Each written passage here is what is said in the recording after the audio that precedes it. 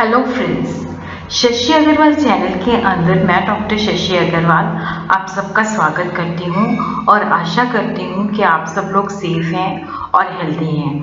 और आज का जो हमारा सब्जेक्ट है that is the micro economics, या कुछ लोगों को ये मनी एंड बैंकिंग के अंदर भी ये टॉपिक कवर होता है और ये नेट के स्टूडेंट के लिए भी रिलेवेंट है। तो आज का जो हमारा टॉपिक है that is the classification of money. Classification of money के अंदर क्या है कि हम इसको क्लासिफाई कर सकते हैं कि किस तरह से हम मनी को क्लासिफाई कर सकते हैं। What are the various types of money, nature of money के बेसिस पे, लिक्विडिटी ऑफ मनी के बेसिस पे और मनी मटेरियल के बेसिस पे। और इसको हम जो क्लासिफिकेशन ऑफ मनी है इसको हम दो पार्ट्स के अंदर करेंगे। तो सबसे पहले हम देखते हैं कि जब हम नेचर ऑफ मनी के अंदर जो है मनी को क्लासिफाई करते हैं तो वहाँ पे एक्चुअल मनी है और money of account. Nature of money की जो प्रकृति है, जो मुद्रा की प्रकृति है, उसके अंदर हम इसको दो भागों से जो है बता सकते हैं। एक्चुअल मनी जो वास्तविक मुद्रा है और मनी ऑफ अकाउंट। तो सबसे पहले हम देखते हैं कि एक्चुअल मनी क्या होती है। देखो, जो एक्चुअल मनी है basically that is in the circulation, जो सर्कुलेशन में है। जैसे इंडिया के अंदर क्या है कि जो एक्चुअल मनी है दैट इज द रूपी, जो कि मीडियम ऑफ एक्सचेंज है, जिसको हम स्टोर भी कर सकते हैं। J.M. Keynes in his book A Treatise on Money has divided money in two parts, actual money and money on account. J.M. Keynes ने जो मनी है उसको नेचर ऑफ मनी के एक्चुअल मनी और जो है मनी ऑन अकाउंट के basis पे क्लासिफाई किया है। एक्चुअल मनी जो सर्कुलेशन में चल रही है, और मीडियम ऑफ एक्सचेंज का अर्थ होता है कि जब हम जो है चीजें खरीदते हैं तो उसके लिए हम जो मनी का इस्तेमाल करते हैं that is the actual money in the circulation. India के अंदर अगर हमने कुछ खरीदना है तो हम रुपीज के द्वारा जो है पेमेंट करते हैं, और जो चीजों का मूल्य है वो भी मुद्रा के अंदर एक्सप्रेस किया जाता है। तो मेजर ऑफ वैल्यू भी है, जो एक्चुअल मनी है that is a medium of exchange. Measure of value है जिसको हम स्टोर करके भी रख सकते हैं। देखो, जो एक्चुअल मनी है जिसके द्वारा हम चीजों को खरीदते हैं, चीजों को बेचते हैं, पेमेंट लेते हैं, पेमेंट रिसीव करते हैं। और उसी तरह देखो, जितने भी कॉइन्स होते हैं इन द फॉर्म ऑफ रुपीज और पैसा and currency notes of the different denomination in circulation constitute actual money. India के अंदर अगर हम बात करते हैं, जितने भी सिक्के, जैसे 1 रुपए का सिक्का है, 2 रुपए का सिक्का है, 5 रुपए का सिक्का है, 10 रुपए का सिक्का है, जितने भी पैसे हैं, जितने भी करेंसी नोट जो कि डिफरेंट वैल्यूज के हैं, वो एक्चुअल मनी के अंदर आते हैं। एक्चुअल मनी बेनहम कहते हैं कि it's the unit of currency. Slickman कहते हैं रियल और कंक्रीट मनी। लॉर्ड केन्स जो है इसको एक्चुअल मनी को दो भागों में करते हैं, commodity money and representative money. देखो, जो कमोडिटी मनी है, जैसे पहले क्या होता था, गोल्ड और सिल्वर के जो है सिक्के चलते थे, वहां पे क्या होता था कि अगर जितना उसके ऊपर बेसिकली जो इंट्रिंसिक वैल्यू होती थी वो उसकी फेस वैल्यू के बराबर होती थी। अगर वहां पे 5 रुपए लिखा है तो उसका मतलब है कि 5 रुपए का ही इसके अंदर जो है ये 5 रुपए का ही इसके अंदर गोल्ड लगा हुआ है। तो इंट्रिंसिक वैल्यू जो कि उसकी अंदरूनी वैल्यू जो उसके ऊपर वैल्यू लिखी होती थी उसके बराबर होती थी, ऑलमोस्ट इक्वल होती थी। बट जब हम रिप्रेजेंटेटिव मनी की बात करते हैं तो यहाँ पे इंट्रिंसिक वैल्यू जो है वो फेस वैल्यू के बराबर नहीं है। यहाँ पे जो रिप्रेजेंटेटिव मनी है जिसको बाद में हम कमोडिटी मनी के अंदर कन्वर्ट कर सकते हैं। जैसे कोई पीस ऑफ पेपर है तो वहां पे उसकी कोई इंट्रिंसिक वैल्यू नहीं है, लेकिन उसको देके हम उसको जो है कमोडिटी जिसकी इंट्रिंसिक वैल्यू होती है उसके अंदर हम कन्वर्ट कर सकते हैं।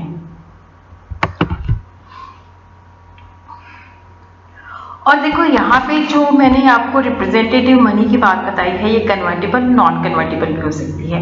देखो, जैसे जिसको हम आसानी के साथ जो है कन्वर्ट कर सकते हैं, refer to the currency notes which are freely convertible, जिसको हम जो है कन्वर्ट कर सकते हैं। All paper currency above the denomination of ₹1 can be exchange for commodity money, जिनको हम देके जो है कमोडिटी मनी के अंदर कन्वर्ट कर सकते हैं। नॉन कन्वर्टेबल मनी वो मनी होती है जो जैसे गवर्नमेंट इशू करती है। तो जैसे अब जो रुपीज सर्कुलेशन में होता है तो ये नहीं है कि हम उसको कमोडिटी मनी के अंदर कन्वर्ट कर सकते हैं, वो नॉन कन्वर्टेबल मनी आ जाती है।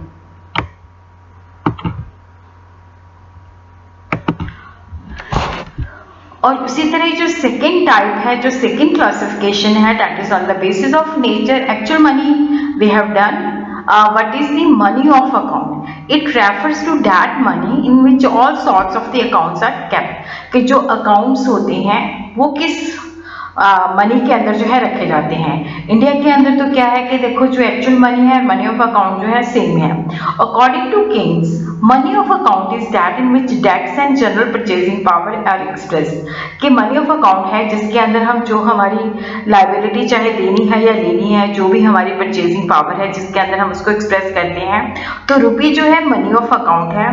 और रुपी क्वाइन जो है सिल्वर का बेसिकली यहाँ पे क्या है कि rupee is a money of account when rupee coin was made of silver presently made of nickel और we have 1 rupee note in the circulation.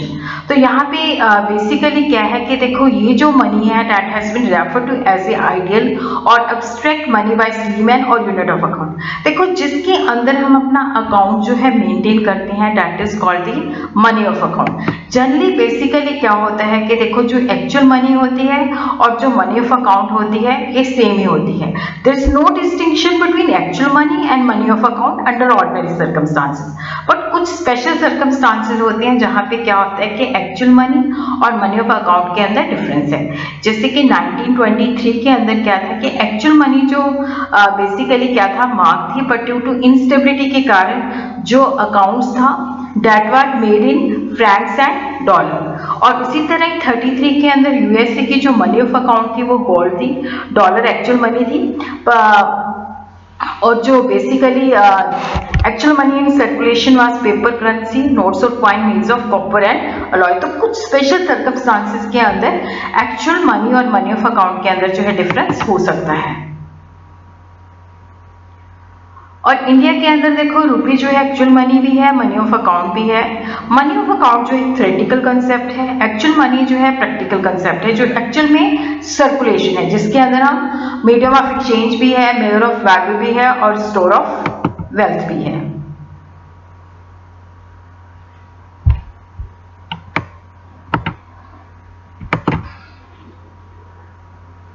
Classification on the basis of legality, legal tender, optional money, outside money, inside money. Legal tender के अंदर limited legal tender जो एक सीमा तक हम भुगतान कर सकते हैं, अनलिमिटेड लीगल टेंडर के जितना मर्जी चाहो भुगतान कर सकते हैं. Optional money does not enjoy a legal status, accept और नॉट टू एक्सेप्ट. जैसे चेक के द्वारा पेमेंट करते हैं, बिल ऑफ एक्सचेंज के द्वारा होती है, तो वहां पे क्रेडिटर की इच्छा होती है वो एक्सेप्ट भी कर सकता है और नहीं भी कर सकता. Outside money and inside money. तो वन बाय वन करके हम इसको अंडरस्टैंड करते हैं.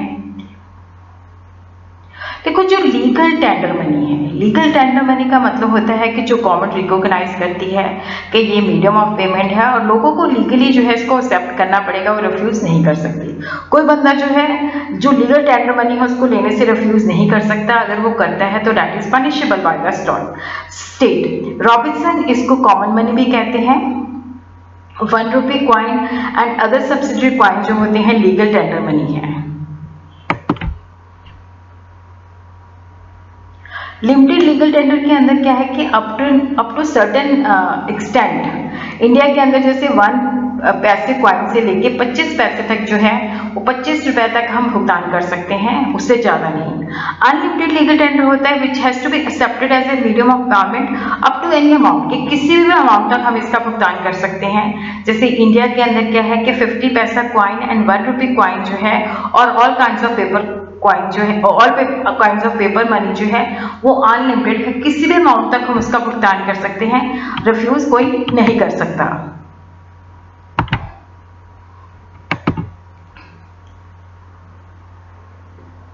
मल्टीपल लीगल टेंडर सिस्टम होता है. 2 और more than 2 kinds of metallic coin जो होते हैं सर्कुलेशन में होते हैं और स्टैंडर्ड मनी भी होते हैं और जिनको हम अनलिमिटेड अमाउंट तक जो है भुगतान कर सकते हैं. कंपोजिट और टेबुलर सिस्टम के अंदर क्या होता है कि मनी जो है that is accepted on the basis of the price level of the commodity.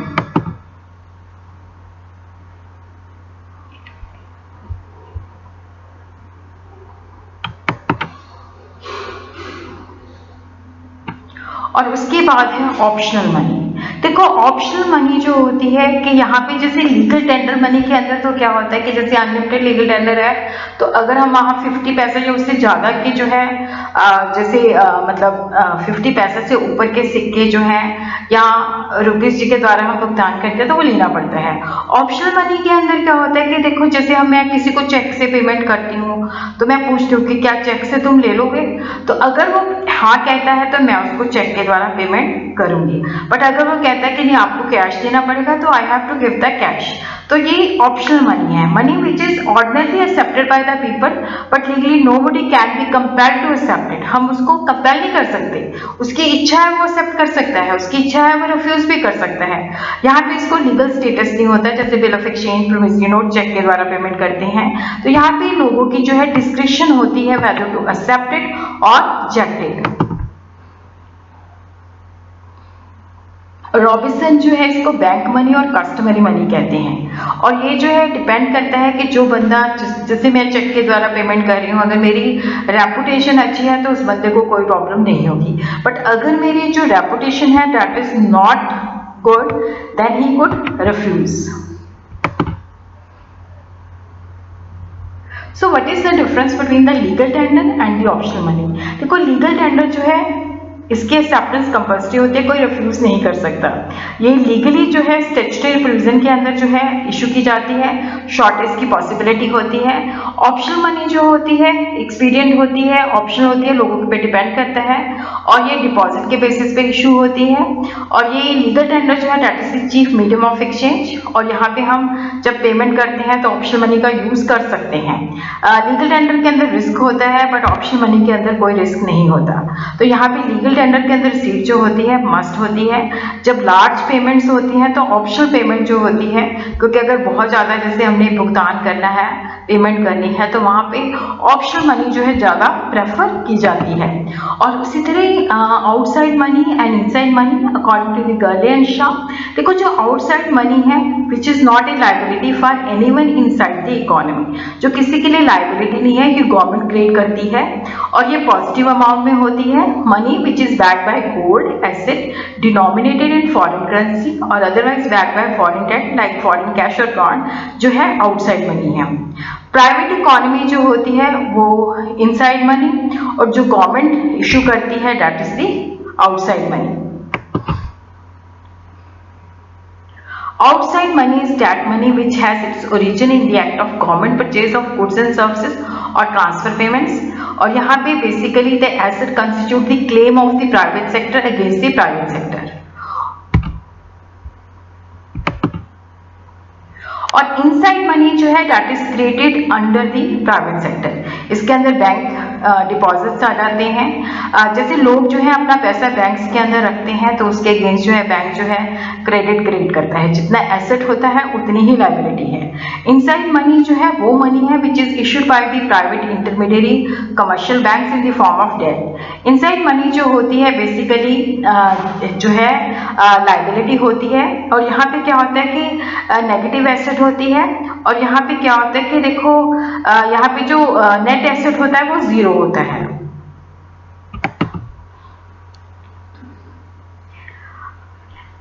Inside money जो है बैंक डिपॉजिट को भी इंक्लूड करती है, जिसके अगेंस्ट जो होता है बैंक जो है क्रेडिट क्रिएट करते हैं। इनसाइड मनी जो है वो मनी है जो प्राइवेट इंटरमीडियरी जो है इशू करते हैं, जैसे कमर्शियल बैंक्स हैं। तो इनसाइड मनी की जब हम बात करते हैं तो that is a liability equivalent a negative asset to the issuer. तो net amount of the asset जो है that is associated with its zero. जो बेसिकली जो मॉडर्न इकोनॉमी है उसके अंदर जो बेसिकली जो यहाँ पे जो प्राइवेट इंटरमीडियरी इशू करते हैं जैसे in the form of debt that is called inside money. तो यहाँ पे ये डिमांड डिपॉजिट और other deposit part of the money supply का पार्ट माने जाते हैं। तो यहाँ पे क्या होता है कि जैसे डिपॉजिटर बैंक के अंदर पैसे रखते हैं तो वो एसेट होते हैं, बैंक के लिए वो लायबिलिटी होती है। तो जितना एसेट होता है उतनी लायबिलिटी होती है, तो नेट अमाउंट जो होता है इसका जीरो होता है।